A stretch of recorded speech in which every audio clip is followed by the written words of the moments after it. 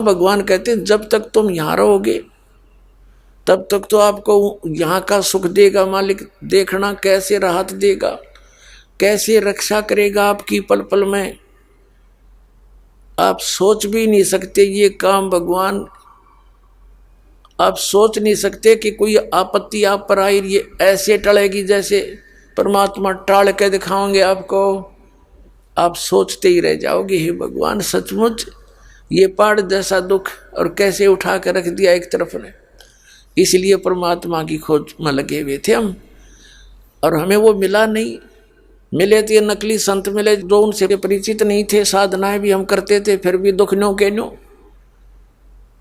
और अंत में इन नकलियों ने विधान बना दिया कि जो कर्म किया वो तो भोगना ही पड़ेगा, प्रारब्ध का भोग तो भोगना ही पड़ेगा।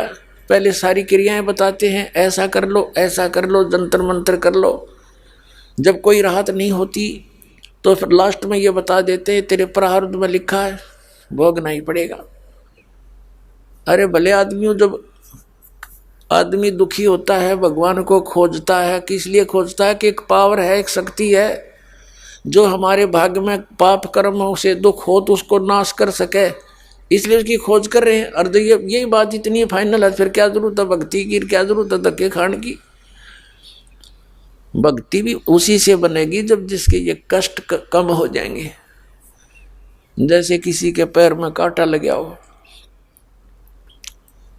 और कांटा लगा हो, किसी से पूछे भी मेरे पैर में दुख बहुत है, पीड़ा है, किस कारण से है, वो इतना तो बता दे उसने साफ सूफ करके देख के कि तेरे पैर में कांटा लग कर टूट गया गहरा, जिस कारण से पीड़ा है, और उसके पास उसके निकालने का कोई साधन है नहीं, तो वो ये कहे कि जूता पहन ले, कांटा तो नहीं निकल सकता, भविष्य में कांटे नहीं लगेंगे। तो कांटा लगे पैर में जूता पहना नहीं जा सकता, कांटा निकले और फिर उसको सलाह दे भाई फिर जूते मत निकालना, इस सफर में कांटे बहुत है। तो फिर इस डर से जूते पहनेगा ये भगवान, कहीं फिर बिजली ना गिर जाए, वो फिर उस पूरे सफर में जूता नहीं निकालेगा, क्योंकि वो कांटे की पीड़ा से परिचित हो चुका है। इसी प्रकार जिन पुण्यात्माओं के आज कर्म के कांटे इतने लग गए, बगैर जूतों के घूम रहे हम।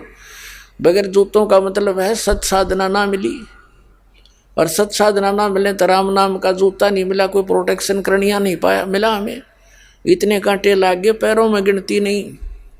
अब उनको निकाला जाएगा, धीरे धीरे निकलेंगे, और फिर कहा जाएगा कि नियम भंग मत करना, भगवान की भक्ति मत छोड़ना। फिर देखना आजीवन भक्ति करेगा और डर के करेगा ही भगवान कहीं फिर से बिजली ना गिर जाए, तो फिर वो राम नाम का जूता पहन सकता है। ना तो टेंशन हो रही है, 100 प्रकार की समस्याएं ऊपर कैर टूटा पड़ा है, फिर उनका भक्ति कर लेंगे तो भोगने पड़ेंगे, ओली भक्ति फिर तय।